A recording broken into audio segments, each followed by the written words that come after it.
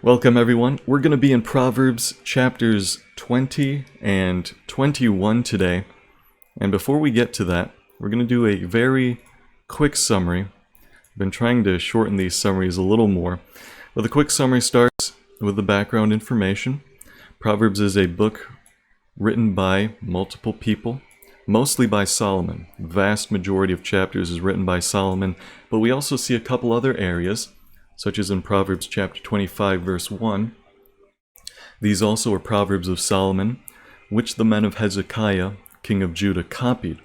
So a couple hundred years after Solomon's reign, King Hezekiah was apparently running around, and he had men who were apparently transcribing Proverbs of Solomon. It's most likely that these were the last editors in the collection of Proverbs. So they had the last hand in it. They kind of collected these things together. And also, we have Proverbs chapter 30, verse 1, the words of Augur, son of Jacob the oracle. And of course, Proverbs chapter 31, verse 1, the words of King Lemuel, an oracle that his mother taught him. So these were not written by Solomon. Well, namely, chapter 25, verse 1, Solomon wrote what was after that, but specifically 25, verse 1, Solomon did not write that. The editors did. So if these are taken to be the last people who had a hand in Proverbs, we have no reason to think otherwise. The material is all very old, and we don't have any other mention of editors or people like that. So if that's the case, then we're looking at a date at around 700 BC when King Hezekiah was ruling. So we start in Proverbs chapter 1, Proverbs of Solomon, son of David, king of Israel. And he gives us this introduction in the following verses: to know wisdom and instruction, the purpose of Proverbs, to understand words of insight, to receive instruction in wise dealing, in righteousness, justice, and equity, to give prudence to the simple. Tells us a little bit about the intended audience here. Knowledge and discretion to the youth. So we're talking about the simple. This is for the youth as well. Let the wise hear and increase in learning. This is also for the wise people. And the one who understands obtain guidance. To understand a proverb and a saying, the words of the wise and their riddles. The fear of the Lord is the beginning of knowledge. Fools despise wisdom and instruction. Verse 7 there is basically the motto of Proverbs. The fear of the Lord is the beginning of knowledge. You'll see that repeated here and there in Proverbs as well. But that's pretty much the motto of Proverbs, the whole point of it too. Everything directed towards that. You can think of that as the big context of Proverbs as well. So Proverbs chapters 1 to 9 give us the kind of fatherly instruction, where Solomon takes a fatherly role toward his audience, and there's a lot of, my son, heed my teaching, my son, do this, my son, don't do that. And we get longer discourses in chapters 1 to 9. After that, we get into chapters 10 to 22, 24, wherever you want to divide that up, which we'll take a look at when we get to those chapters. But we're in this section now, which is where we're looking at small, pithy sayings. So usually you could see every single verse, sometimes there might be 2 verses, but every single verse can basically stand on its own.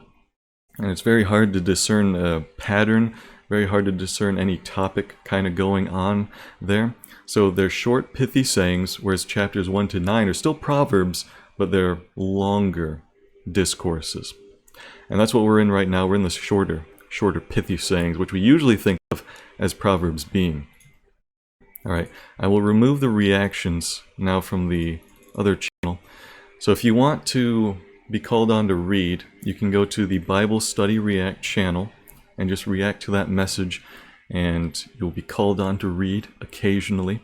So any questions on the summary so far? That's pretty short. All right, I will assume no questions. So specifically, we're actually not going to do the first 4 verses because we already did that last week of chapter 20. So we're actually starting in chapter 20, verse 5, which is where the diagram kind of messed up because it has 1 to 4. And I'll give you guys the diagram later. But the first section is chapter 20, verse 5, is where we're starting today, all the way up to chapter 21, verse 8. So Dogman, could you please read Actually, let's start with shorter sections, because that is a long one. How about chapter 20, verses 5 to 12, Dogman? Sure. I'm reading from the ESV. 5 to 12. All right. The purpose in a man's heart is like deep water, but a man of understanding will draw it out. Many a man proclaims his own steadfast love, but a faithful man who can find? The righteous who walks in his integrity, blessed are his children after him. A king who sits on the throne of judgment winnows all evil with his eyes. Who can say, I have made my heart pure, I am clean from my sin? Unequal weights and unequal measures are both alike an abomination to the Lord. Even a child makes himself known by his acts, by whether his conduct is pure and upright. The hearing ear and the seeing eye, the Lord has made them both. Wonderful. All right. So that's the first small collection. This is actually part of a larger collection that we'll see later. But this is the first collection, and as you guys are wondering what kind of collection this is that we're talking about, I will go ahead and paste the screenshot for all the collection stuff. But think about that. What are we looking at here? Alright, so I've sent the screenshot. It's currently loading. So this is a list of the collections that we see in Proverbs. So a collection is just a certain section, small section, with a pattern to it. And the idea is that we got to discern the pattern before we can tell what the sections are in Proverbs, what's meant to be together. So the first collection is a parallel collection, and they're grouped in an ABAB pattern. So you start with one topic, let's say topic A, then you go to the next topic, topic B, then you go back to A, and then to B again. And that pattern just repeats itself. And then a chiastic collection is where that pattern in the second half gets reversed. So instead of ABAB, you have AB reverse BA. Then you have a catchword collection, which is a collection grouped by a single catchword, where it's just repeated throughout those verses. And you can notice that and say, well, looks like this section might be kind of standalone, kind of sticks together.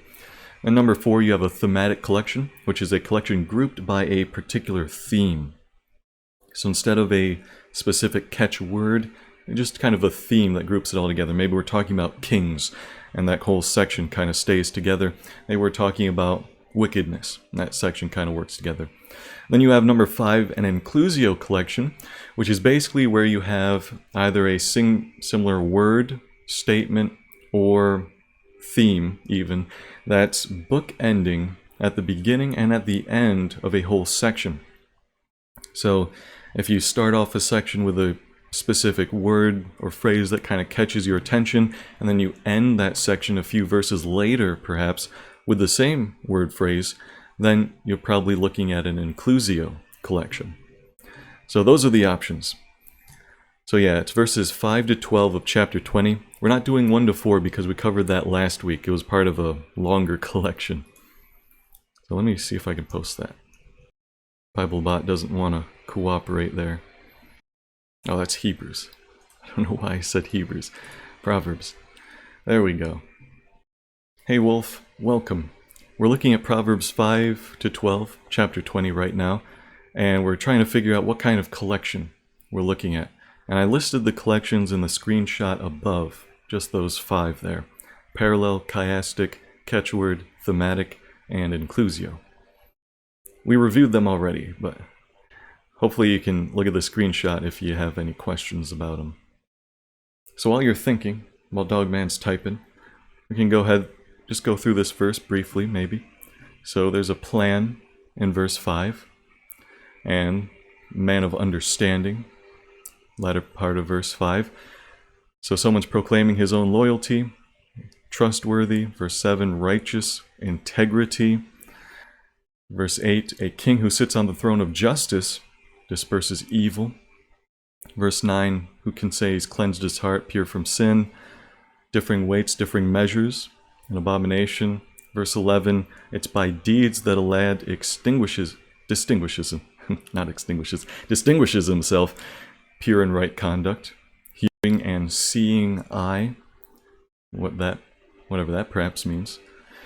So those are some of the key words, perhaps, that might help us consider what kind of collection we're looking at. Is there a pattern in those words repeated over? Or are they thematic in nature somehow? What do you guys think? Or maybe there isn't any connection here. Maybe I'm just throwing another fastball like last week at you guys without any connections. Hmm.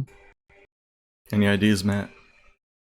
I don't know. I'm 60% leaning towards curveball because it's not parallel.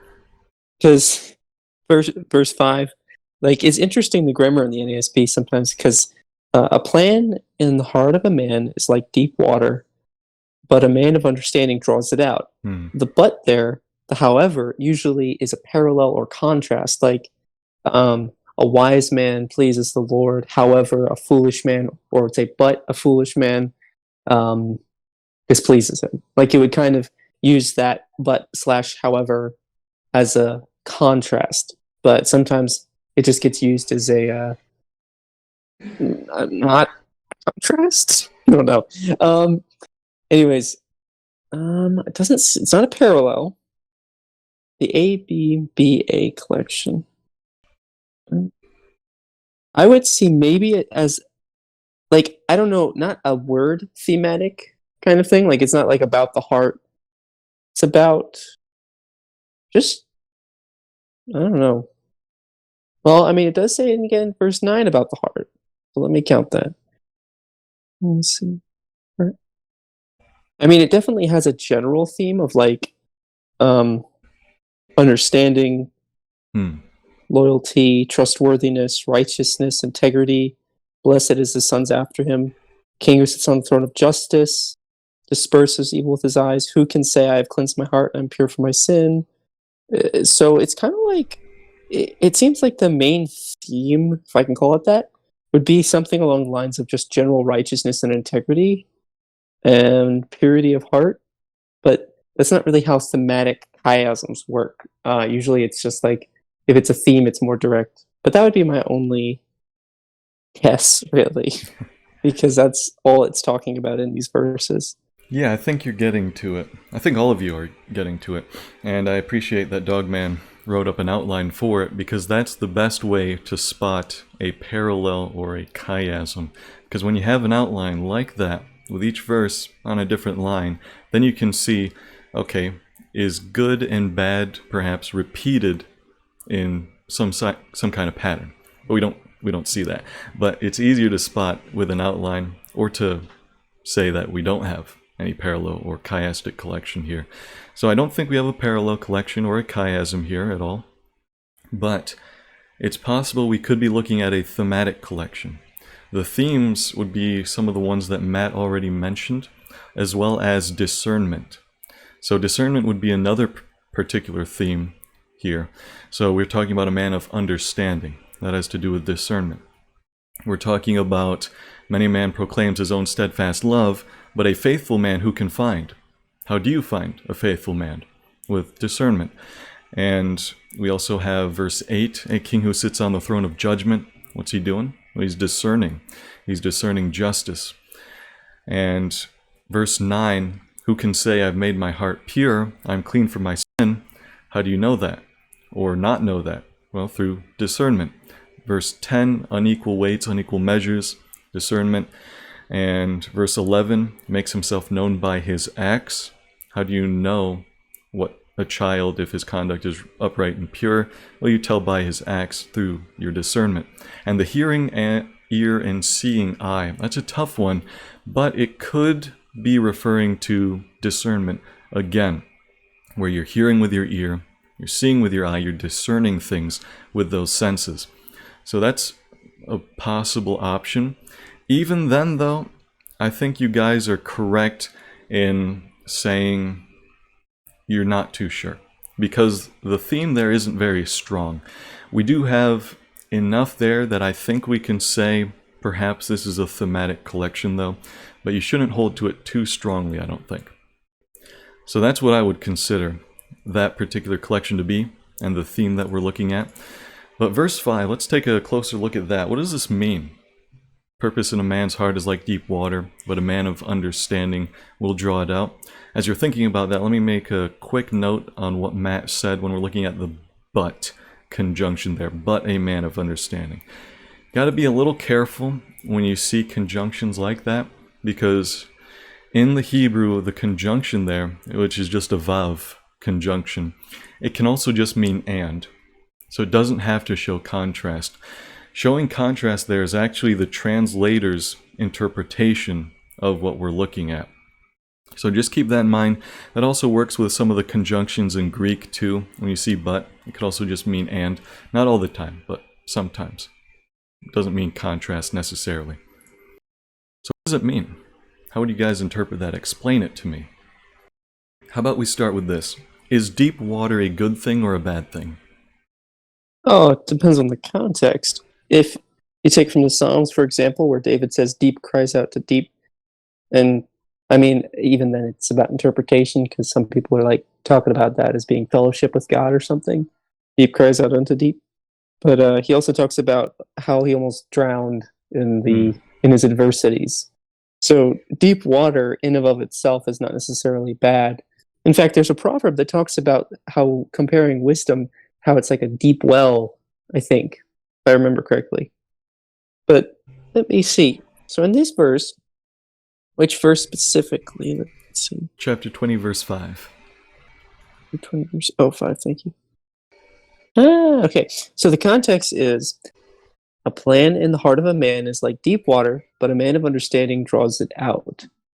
So it's kind of giving an analogy of like there being this deep well of water that's like a plan, but you have to have understanding in order to bring out and actually have the plan be of any use. So in this sense, it's neither good nor bad. It's just explaining in an analogy the reality of a plan in a man's heart, and that you need understanding in order for it to be of any use whatsoever. Just like water in a well is of no use unless you draw it out. It's that same kind of idea. Yeah, I think you hit on the analogy there perfectly. There's water here, but it's too deep to be of any use. But if you have understanding, if you're a man of understanding, you can draw that water out, make it useful. Yeah. So yeah, Sapphire Moon says deep water is kind of mysterious, unclear perhaps. And yeah, that's getting to it. And Dogman says deep water seems to be neutral, neither good nor bad, because, you know, we're talking about the same kind of water here in the first line and the second line. It's not really bad water because the man of understanding is also drawing out that same water. He's just making it useful.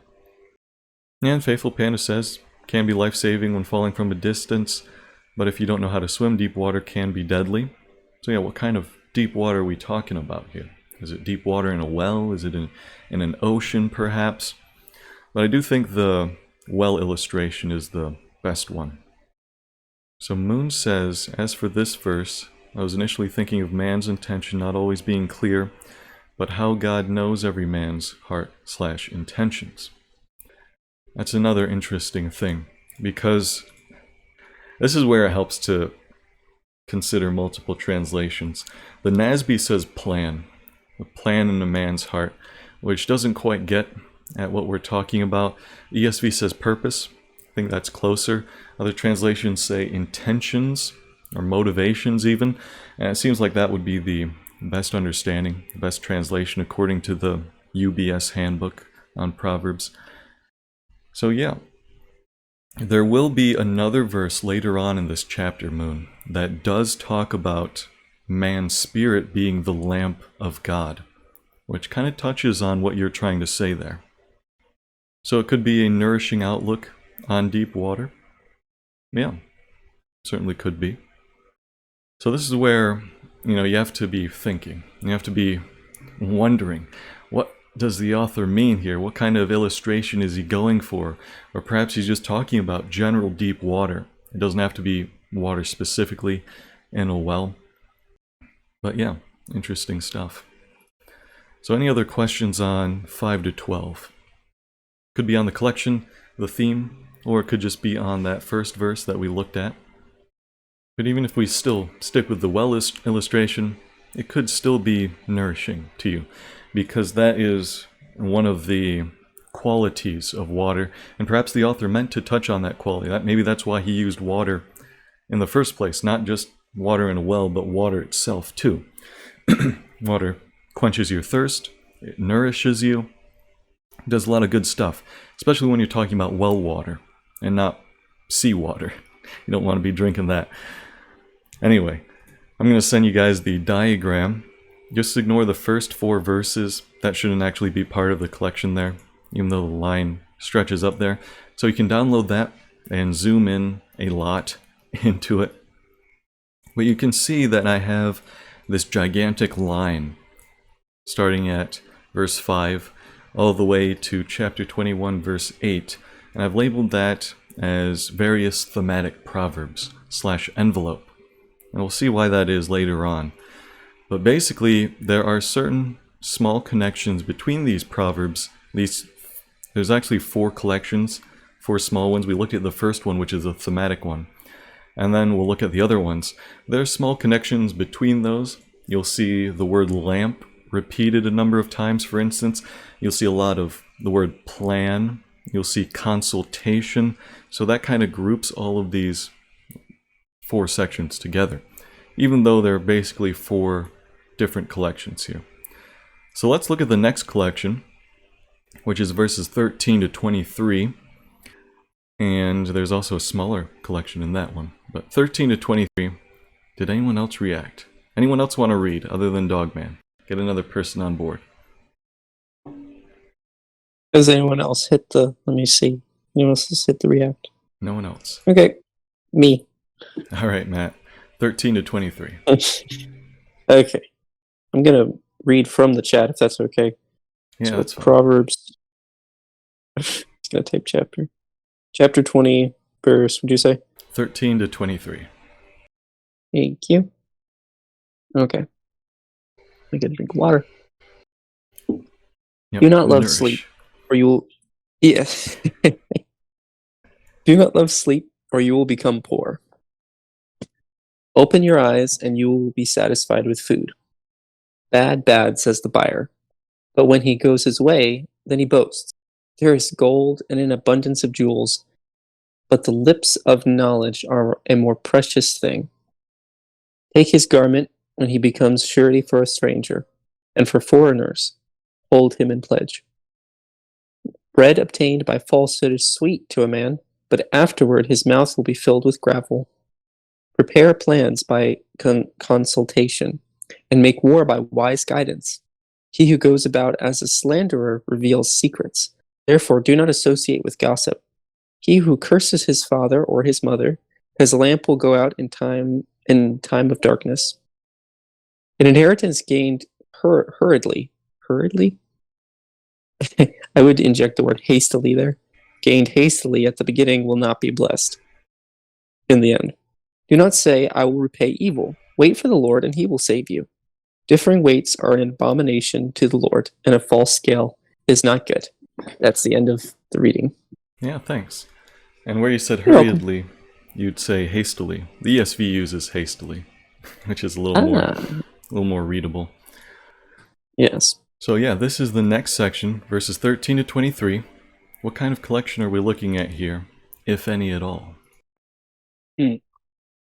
Well, 13 doesn't seem to necessarily have any connection, but 14 and 15, it seems like to be a general theme to, like, in the first 5 verses, 13, 14, 15, 16, and 17, as it's talking about, like, true wealth.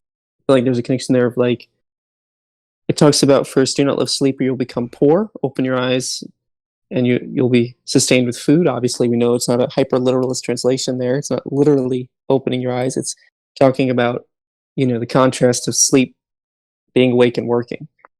And then in verse 14, 15, and 16, it's really, especially 14 and 15, they're very connected. Bad, bad, says the buyer, but when he goes away, then he boasts. And I don't know if it's just my brain, but I imagine that he's the one saying this in the kind of story sense of this proverb. There is gold and an abundance of jewels. And then it switches over to the whoever's speaking will say Solomon or whoever. But the lips of knowledge are a more precious thing. For whatever reason, my brain just does that. I don't know if that's actually how we're to read into it or not, but nonetheless, there's a connection there.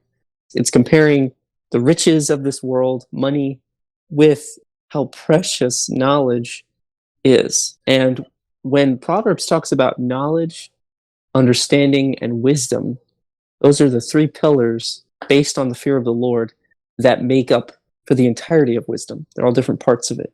Because it usually groups them together, talks about them together, stuff like that. But they are different things, but they're different components of essentially, the same thing. Anyways, from what I know. Anyways, in verses, so I don't know if that would be like, if there's a way to have like two, I think there's like, it's like a parallel, I think. Kind of a parallel in a theme.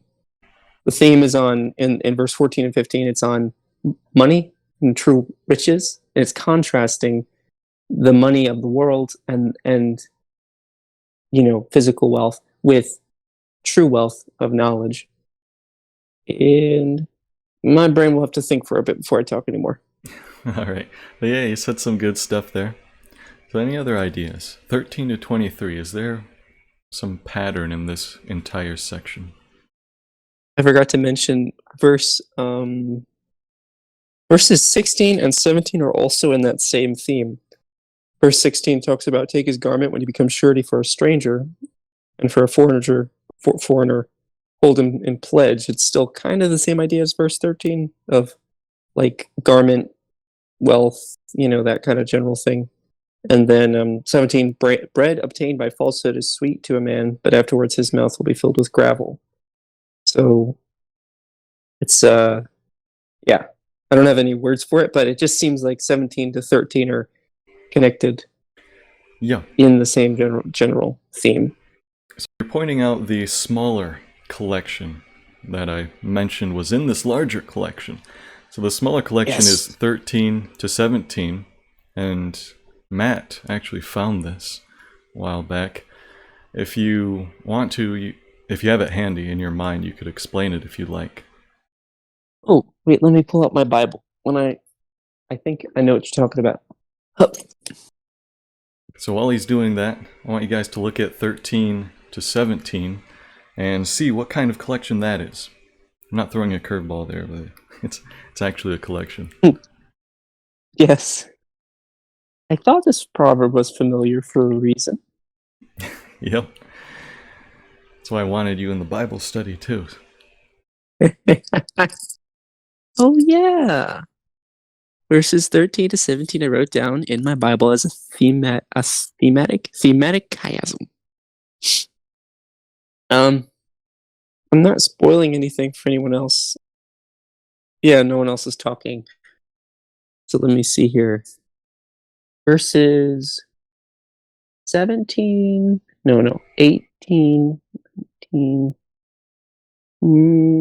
18 to 20 seem to be sort of on the same topic. About sort of. So prepare plans by consolation and make war by wise guidance. He who goes about as a slanderer reveals secrets, therefore do not associate with a gossip. He who curses his father or mother, his lamp will go out in the time of darkness. So in my mind, the way I see this is consultation, slander, gossip, and curses are all verbal things. They're all things you do with your mouth. And in that sense, they're of the same topic. I don't know if that'd be a thematic chiasm again of 18 to 20. Well, it's a different wouldn't theme. be a chiasm. It could be thematic only, but not a chiasm. Oh, okay. You gotta have a pattern for that. Gotcha. Oh, okay. But yeah, explain why 13 to 17 is a chiasm, though. Okay. I didn't take notes of what I talked to you last time when I was reading this, so we see in 13 to 17 there is a connection in the theme when it talks about loving sleep or you'll become poor, and also at the end it talks about bread obtained by falsehood is sweet to a man, but afterwards it turns to gravel, and everything in between is of the same theme of true. Oh, Yeah, and it climaxes. That's what it was. It climaxes at verse 15. Hmm. So verse 13 talks about, you know, what we'd think of as general diligence and good conduct in working hard. And then in verse 14, it's talking about a buyer who's, boasting in some sort of riches, but it climaxes in the very center, because there's two verses behind and two ahead, very center, where it talks about true riches, and that being of knowledge thing. And in verse 16 and 17, again, it talks about the more general principles, but the heart of it is verse 15. That's at least what I wrote down here with my squiggly handwriting. I have it a little fresher in my mind because I didn't ask Matt to prepare beforehand. But I have it a little fresh in my mind. So Matt was kind of looking at this on his own a couple days ago, and he brought up, hey Mark, verses 13 to 14 kind of go along with verse 15 a little bit. And it looks like verse 15 is kind of the main point, kind of the big climax of these previous verses. And I didn't even look at those passages right then. I just said, well, if you see a climax point there with maybe a couple verses before that, you might want to start looking for a chiasm as well. After I said that, then I started looking at it, and Matt was looking at it too. So verse 13 mentions food, and if we look at verse 17, which is kind of the opposite end of that, we see bread being mentioned there. And if we look at verse 14, we see bad, says the buyer, but when he goes his way, then he boasts about, the haggle that he made, how good of a haggler he was when he says bad to the shopkeeper and gets him to lower the price or whatever. And so we see a monetary transaction going on there. And if we look at verse 16, take his garment when he becomes surety or security for a stranger, for foreigners hold him in pledge. That's also a monetary, kind of a loan type of thing that's going on there, where you give someone some security, something of equal value, not really equal value, but something to say that, yes, I'm going to pay back this debt, this loan. I'll make a pledge for that. I'll give you security, surety that I'm going to be paying that off. And then in verse 15, you get the climax. So we see an A, and then it switches topics, B, and then we see C as the climax, and it goes back to B, and then A. So if I could see if I can do this. I'm just typing this out, kind of an outline. So verse 13 is topic A, and verse 14 is topic B, and topic C is verse 15. And then we go back to B again, which is the monetary transaction. Then we go back to topic A, which is the bread, or the food, that kind of topic. Oh yeah, he's already outlined it for you. I should have just looked at the picture there. So yeah, it's thematic because it kind of runs along the same theme, and it's a chiasm because it has that specific pattern, where verse 13 goes along with verse 17. Verse 14 goes along with verse 16, and then it all climaxes in verse 15, right at the middle. And that's usually what chiasms do. You have this kind of stair-step pattern, either of a ziggurat or a pyramid you can think of, where at the peak, if it does have that middle, some chiasms don't have a strong middle, but if it does have that middle, that's where the climax is going to be, in verse 15. So to bring out this climax, the author has put a couple verses before, a couple of verses after, to point in a pyramid type fashion, to point to the peak. So he starts off with, okay, being poor and lazy, that's not good. Don't love sleep. Open your eyes and you will be satisfied with food. Okay, that's a good thing. Food is a good thing. But then we have a bad thing. So there's a haggler going on, and he's boasting about his purchase. He's got this material wealth that he's boasting about now. And he's boasting about how skilled he is in the ways of the world. And verse 17 talks about bread again, as opposed to being obtained by falsehood. Your mouth will be filled with gravel. Verse 16, we're talking about material garments, pledges, monetary transactions. Maybe someone's putting a down payment on something, taking out a loan or a mortgage, so to speak.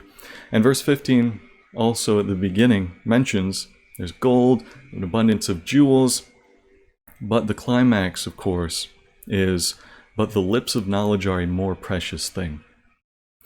So more than food, gold is more valuable. Jewels are more valuable than food in verse 13. Whatever the person haggled for in verse 14, gold and jewels are better than that.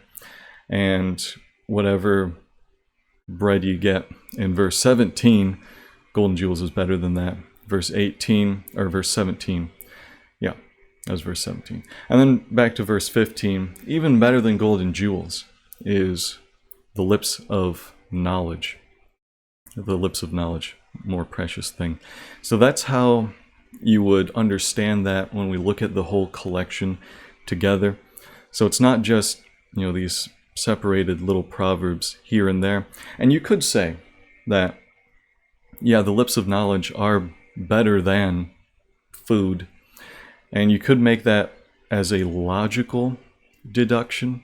You could make that as maybe a theological deduction, or you could take a look at a verse in a completely different chapter of Proverbs where it's talking about some things, and you could say, yeah, the lips of knowledge is better than whatever that's talking about in a different chapter. But that would be more of your deduction and not necessarily something that the author had intended for you to see. But when it's in a chiastic structure like this, the author is explicitly intending for you to see that the lips of knowledge are better than all these other things that are mentioned in the chiasm, because the lips of knowledge is the climax of it all. And the rest kind of points to that and supports that climax. Hopefully that makes sense. But this is a good point, that it's good to study this on your own, and you can find these things on your own too. You can find these different connections and these different words repeated here and there, these different themes, perhaps patterns. You can find those on your own, and that's what Matt was doing, which was good. And the commentary actually doesn't mention that as a chiasm, verses 13 to 17, but hopefully you can see that. Maybe not the new people who've just joined and don't know what we're talking about. But let's review it real quickly because it's a great example of a chiasm. So if we're looking at chapter 20, verses 13 to 17, and you can look at Matt's picture, which brings it out even clearer. If you're looking at that, a chiasm is an A, B, and then reversed order, B, A kind of pattern. In this case, we have a C as well. So it goes A, B, C, reverse pattern, B, A. And you can see that verse 13 goes along with verse 17. In verse 13, you talk about food. In verse 17, you talk about bread. So they go together. And then, so that could be called topic A. So you have A in the beginning, A at the end. Then you have topic B in verse 14. Bad, says the buyer. But when he goes his way, he boasts about the haggling that he had done. So that's a monetary transaction. Verse 16, take this garment, becomes surety, a pledge. That's talking about a loan, talking about putting up collateral for a loan, saying that you will be paying this back, and the seller can have security, surety, and know that you will be paying it back. So that's another monetary transaction. So that's topic B, and verse 14 and 16 go together, and they all climax in verse 15, which is topic C, which gives you, okay, more than food, more than bread, more than any monetary transaction, more than gold and more than jewels, the lips of knowledge are a more precious thing. That's how chiasms work. That's a great example of a chiasm too. All right, we're running a little lower on time, but any questions on the chiasm? And if you're interested in more about that, you can scroll all the way up. Let me just give you the link to it. That gives you the list of 5 particular collections that you'll find in Proverbs. And a chiasm is one of them. Yeah, I'm very glad about that too, Matt. All right, we'll get into the next section, which is just 13 to 23, which is the larger collection. And you've already thought about this a little bit. I'll kind of shorten the discussion and say that if we are looking at a theme here, it would be a theme on moral character. Now, it's a loose theme. It's not a strong theme. Kind of like the previous one, but I think it's even weaker than the last section. So we're talking about moral character here. Love not sleep, lest you come to poverty. Someone's diligent. It's part of their moral character. The buyer says bad to the seller. Oh yeah, bad price. I want it to be lower. But when he goes away, he boasts about the haggling that he had done. Talking about moral character there. Doesn't seem like a good buyer. And verse 15, lips of knowledge are a precious jewel. So, yeah, a little bit about moral character there. 16, take a man's garment when he's put up security for a stranger. And so he's basically saying, I promise I will pay off this debt. Here's my collateral. And that would be regarding moral character. He would have bad moral character if he didn't pay off his debt. And verse 17, bread gained by deceit, bad moral character. Afterward, his mouth will be full of gravel. Verse 18 doesn't really work with moral character, but it doesn't. Not every single verse has to be regarding the theme for a collection to be thematic. It just has to be a general kind of thing you see. Not every single verse has to match it, though. Verse 19, slandering, bad moral character. 20, bad moral character. Verse 21, kind of hard to see what's going on there. Perhaps bad moral character if the inheritance is not rightfully given to someone. But it's very loose there, not very strong. Verse 22, yeah, it's about moral character. I will repay evil, don't say that. But wait for the Lord. He'll deliver you. Talking about God's good moral character. Unequal weights are an abomination. False scales are not good. So the person who uses those things would have bad moral character. So if we were looking at a theme, that would probably be the one in this 13 to 23 section. And also 13 to 17 is a smaller collection inside of that. So you can have collections inside of collections. Collection inception. I think we covered pretty much that part. And we'll look at the next small collection. So before we do that, though, I just want to point out verse 10 says, unequal weights and measures are an abomination to the Lord. That's verse 10. And if we look at verse 23, which we just read, it also talks about unequal weights and scales and measures are an abomination to the Lord. So I was thinking maybe that's an inclusio, because that's the mark of an inclusio. But there isn't really much tying in all of that together. It could be an inclusio, though, but I don't think it's very strong. We'll look at a stronger inclusio later on, though. So let's get to verses 22 to chapter 21, verse 3. And let me just write that down, just so that you guys see it. This is the next section that we're going to look at. And let's see if anyone else has reacted. One more person has. Yay. Hat. Could you please read that next section? You don't have to read it off Discord, but verse 22 to chapter 21, verse 3. Okay, so, all right, I'm reading out of the Holman Christian Standard Bible. Don't say, I will avenge this evil. Wait on the Lord, and he will rescue you. Differing weights are detestable to the Lord, and dishonest scales are unfair. A man's steps are determined by the Lord, so how can anyone understand his own way? It is a trap for anyone to dedicate something rashly and later to reconsider his vows. A wise king separates out the wicked and drives the threshing wheel over them. The Lord's lamp sheds light on a person's life, searching the innermost parts. Loyalty and faithfulness deliver a king. Through loyalty he maintains his throne. The glory of young men is their strength, and the splendor of old men is gray hair. Lashes and wounds purge away evil, and beating cleanse the innermost parts. A king's heart is like streams of water in the Lord's hand. He directs it wherever he chooses. All a man's ways seem right to him, but the Lord evaluates the motives. Doing what is righteous and just is more acceptable to the Lord than sacrifice. Wonderful. So you see that those two collections, the ones we just mentioned, they overlap slightly. And that's fine. You can have overlap in collections. We're talking about a thematic collection here, perhaps. What kind of theme are we looking at, though? And just remember, not every single verse has to do with a theme.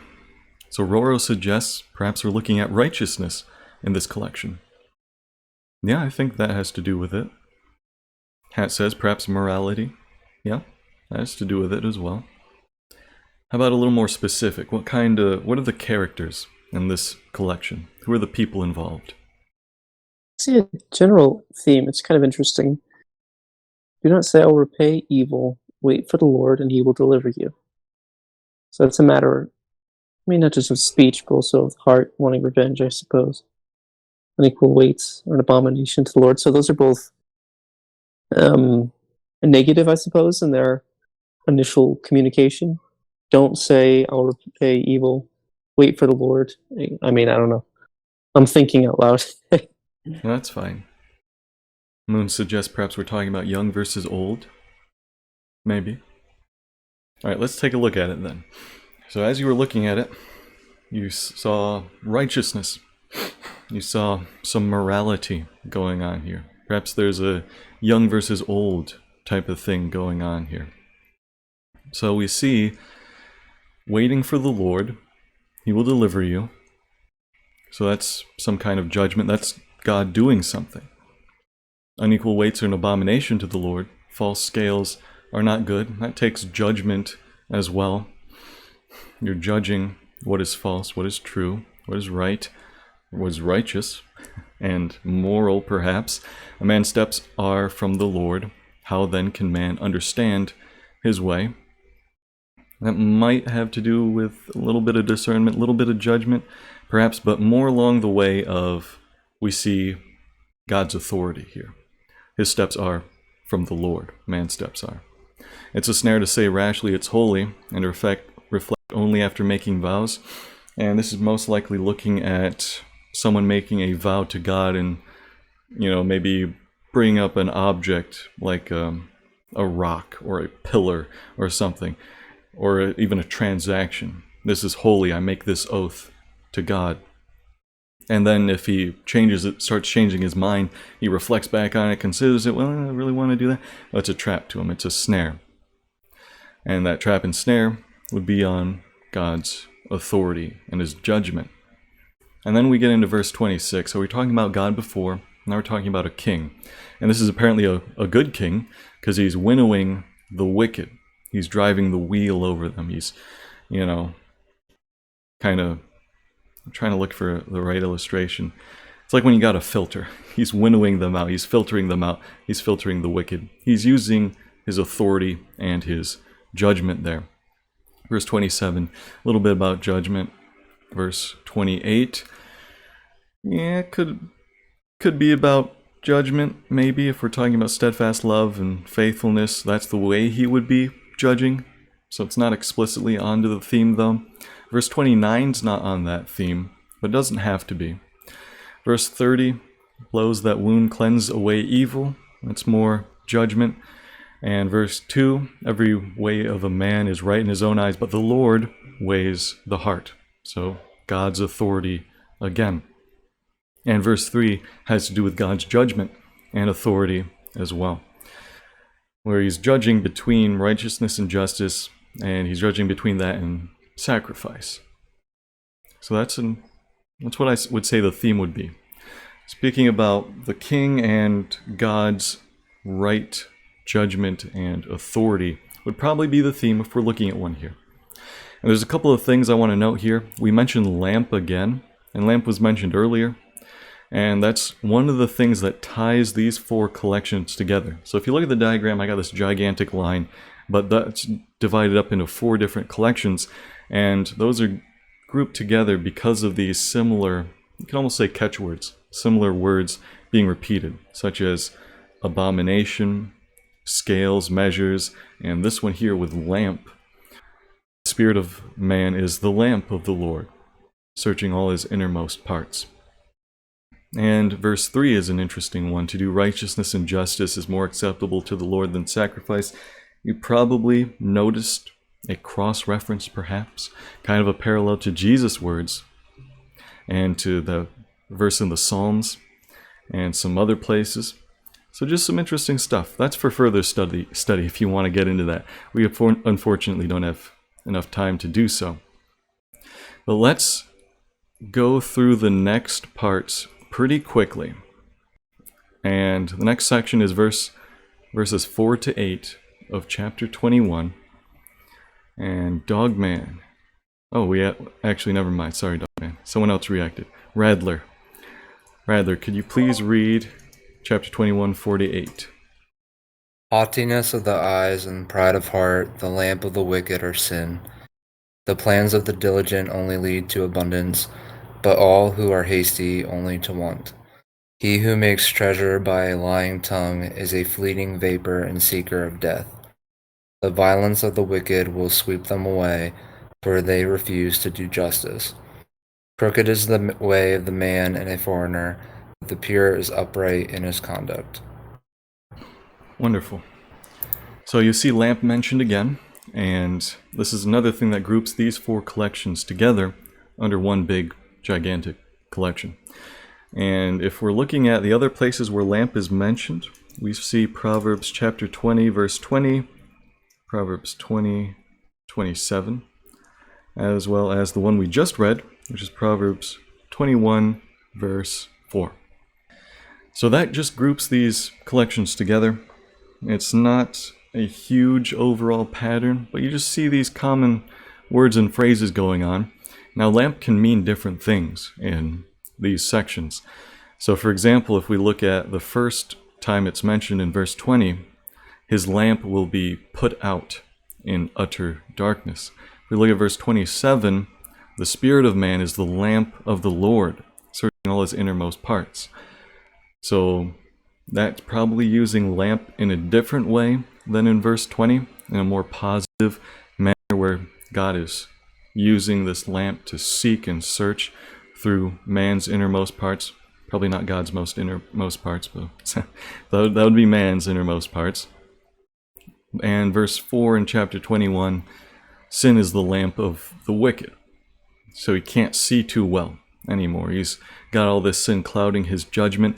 Now that could be a very similar meaning to chapter 20, verse 20, that usage of lamp, where man can't see because of his sin. And he's looking at all these other sins through the light or darkness of his own sin, and he says, well, that sin doesn't look too bad to me. That's a good one, Moon. All right, back to 21, 4 to 8. What kind of theme are we looking at here? If there is a theme in 21, 4 to 8. I see you unmuted, Matt. Any ideas? Yes. It starts and ends with wickedness. Like, it starts with haughty eyes and a proud heart. The lamp of the wicked are sin. The way of the guilty, verse 8, the way of the guilty is crooked, but the conduct of the pure is upright. So it kind of starts and ends with that. Let me see. Plans of the diligent lead to abundance. It does seem to have a parallel flavor to it. Getting up treasure by a lying tongue is a fleeting vapor and a snare of death.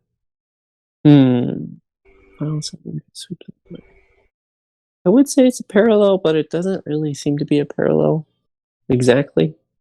It seems to be more of a theme. It's talking a lot about the wicked, a lot about the arrogant, a lot about yeah. I'd agree with that. Can we get more specific than just the wicked, though, as far as the theme goes? Well, obviously, we can just take the words and staple them as topics. So we got haughty eyes and a proud heart. So it's pride. We can staple pride there. I don't know what the lamp of the wicked represents there in that sense. Like, yeah, maybe... how about we cover that first? What do you think, Matt? What's the lamp of the wicked? What's that representing? I just said I don't know. All right, what do you guys think, everyone else? I mean, the next verse says the plans of the diligent will surely lead to abundance. So it could be talking about their ambitions, I suppose. But that's kind of just rolling a bowling ball in the dark there. Yeah, and perhaps that person's, his patience, perhaps his discernment, that's clouding his judgment. His lamp has been darkened by sin. So his plans don't lead to abundance, perhaps. Yeah. All right. I'll just give you my thoughts then. So if we get a little more specific than wickedness, if we look at the passage, we see results.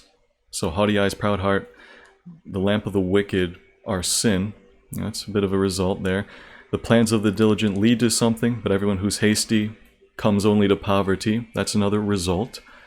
And we could be talking about in verse 6, the getting of treasures by lying tongue is a fleeting vapor and a snare of death. It is something. So perhaps instead of saying result, we could actually say the fate of the wicked. The violence of the wicked will sweep them away. Fate of the wicked. The way of the guilty is crooked, but the conduct of the pure is upright. So their fate is, crooked. That's where they're going. So we could say that the theme here is the fate of the wicked. What happens to the wicked? Where the wicked go? And what the wicked do? So they go to poverty. Their snare of death, fleeting vapor. They'll be swept away. They're crooked. So if we are talking about a theme, I think that would be a good one. You could just say wicked, but you might also be able to nail it down and make a stronger theme out of it, because the wicked are mentioned a lot in Proverbs, and that alone is kind of difficult to say. We're looking at a collection here. All right, let's go through the next ones pretty quickly. That was the first main collection from chapter 20, verse 5, all the way to 21, verse 8. Those 4 collections are part of a larger collection because we see themes and words repeated throughout. Abomination to the Lord, false weights and scales, a lamp of the wicked, lamp of the man's spirit, things like that. All right, let's read 9 to 19 of chapter 21, Dogman. Could you read that section? Sure. I'm reading from the... Okay. I'll read from the ESV. It is better to live in a corner of the housetop than in a house shared with a quarrelsome wife. The soul of the wicked desires evil, his neighbor finds no mercy in his eyes. When a scoffer is punished, the simple become wise. When a wise man is instructed, he gains knowledge. The righteous one observes the house of the wicked, he throws the wicked down to ruin. Whoever closes his ear to the cry of the poor will himself call out and not be answered. A gift in secret averts anger, and a concealed bribe strong wrath. When justice is done, it is a joy to the righteous, but terror to evildoers. One who wanders from the way of good sense will rest in the assembly of the dead. Whoever loves pleasure will be a poor man. He who loves wine and oil will not be rich. The wicked is a ransom for the righteous, and the traitor for the upright. It is better to live in a desert land than with a quarrelsome and fretful woman. Perfect. What collection are we looking at here? What kind? It's an easy one, if you know what to look for. Maybe thematic? I don't know. Perhaps. No, you have to find the like there's a pattern in it. It's obviously about money. I'm not getting specific there, but it's better to live in the corner of a housetop than in a house. The value of righteousness greater than wealth. I think that's one theme that we can see out here. The soul of the wicked desires evil. His neighbor finds no mercy in his eyes. Well, that's only partial, though. I think you guys are looking a little too deep into it. Rattler's getting close. I'm trying to look deeply into the verse. It's like right there. All right, let me give you guys a hint. Look at verse 9 and 19 together. Okay. Oh, what's it called when you get... Inclusio? When you get... Yes. Inclusio. Got it. And inclusio. Bookend. Good job. Yeah, so if you look at verse 9, it's better to live... So we see the word better there, that's a key word. Better to live in a corner of a housetop than in a house shared with a quarrelsome wife. Look at verse 19, it is better, another key word, to live in a desert land. So that's another area, that's another place other than with a woman, specifically a quarrelsome and fretful woman. So you see quarrelsome in verse 19, you see quarrelsome in verse 9. It's a very strong inclusio. And it also kind of builds on itself in verse 19. And I don't think I see any other collections as possibilities.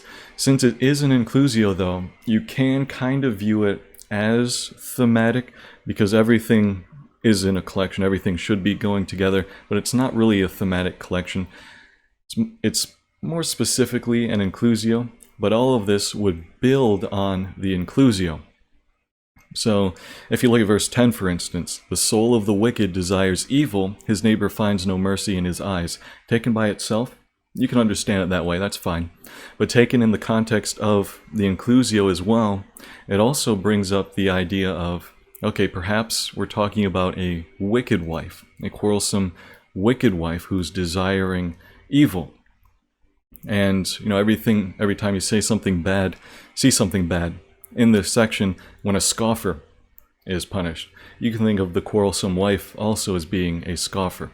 And everything kind of just goes along with that. But you can also take each verse on its own too. That's fine. It's best to take it both ways though. So that's how that section works. Nice inclusio. Let's get to the next ones. And we'll just go through all of them really quickly. So let's go through the next two fairly quickly. Verses 20 to 24. Matt, could you please read that section?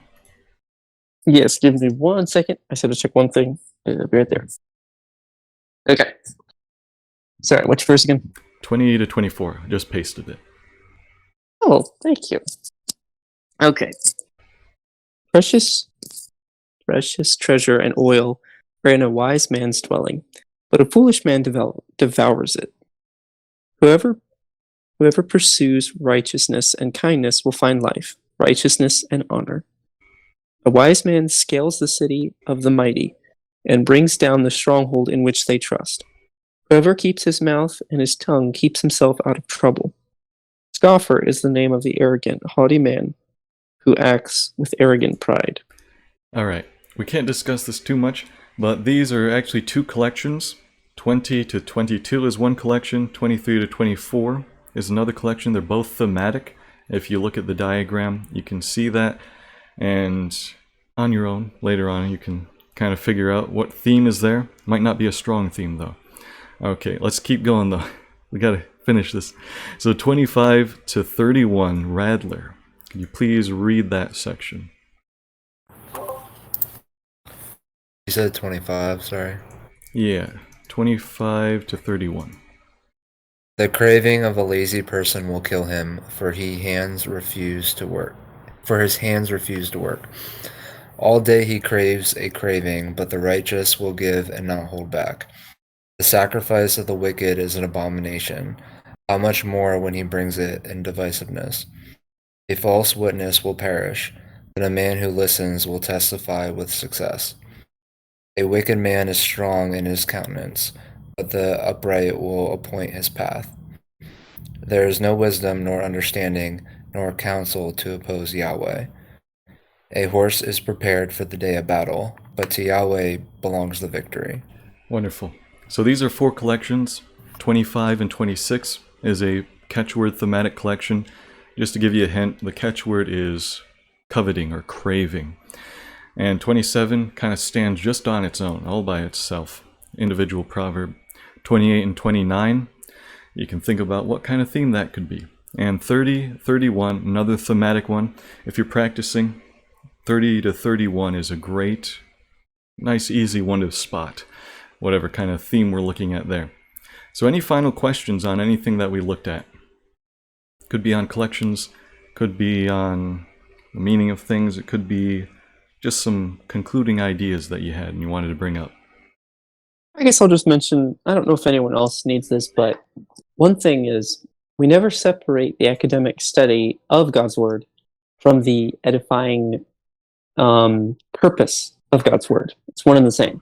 I know I'm saying that while asking for prayer on struggling with that, but in this, it's kind of easier. What Mark's teaching us is pretty much just essentially reading Proverbs the way it was written. That's essentially what we're trying to do. It was intended for there to be certain themes and certain rhythms to Proverbs, just as Psalms was meant to rhyme, but, we don't speak Hebrew, so I mean, I'm not saying all of Psalms were meant to rhyme. I'm saying it was musical. It had musical kind of connotations to it, where they'd say Selah, meditate here on the music or something, whatever. It was music. So in the same way, we are seeking to be edified by God's word, for all scripture is profitable for teaching. And that's why we're studying this. That's why we're learning about inclusios and about, thematic chiasms and themes in general. So we're trying to get the context. Because when we understand the context, we understand actually what's being communicated. And that's all for now, because I have to go do one thing. Yeah, definitely good stuff, Matt. And unfortunately, we usually don't have the time to get into things like application, applying these things to our lives exactly, because we have to understand what it means first, and that takes up a lot of time. But it would be great, on your own throughout the week, meditate on some of these proverbs that we looked at and see how it applies to your life. All good stuff. So for Sapphire Moon's question, this will be the last one, and we'll get to the final prayer. But she asks, so with these collections, is all of the Proverbs filled with them, or do they only start from a certain chapter/verse onward? And Hat brought up a nice little section there. You can start, and you can probably see them a little later on, not too easily, not these specific 5 ones, but they start at chapter 10, verse 1. So Solomon's Proverbs, where it introduces them in chapter 10, verse 1, all the way to the end of chapter 29. Pretty much you can see these collections. If you look at chapters 1 to 9, you won't see those collections. These, if you remember from the summary, were the longer discourses, the fatherly instruction. They weren't grouped by collection, they were actually grouped by long themes, which, they're kind of thematic collections, but not quite. Just longer discourses grouped by themes. But 10 to 29, there you see these other specific collections. You see inclusios very strongly. You see catchword collections very strongly. You see chiasms and parallels and things like that. So if you are practicing, I just recommend looking only at chapters 10 to 29. And you'll see these collections elsewhere. You'll see collections in Genesis. You'll see chiasms there. You'll see chiasms in the New Testament as well. Paul uses some of them. They're few and far between. Well, not really. If you look at all the different kinds of collections, they're not too few and far between. But in Proverbs, this specific section, you see a lot of them. Every single time you're probably looking at a collection. All right, let's get to the closing prayer now. Hat. Oh, she just took off her reaction. Doesn't want to. Doesn't want to do it. I will. All right, whenever you're ready. Okay. Mm-hmm.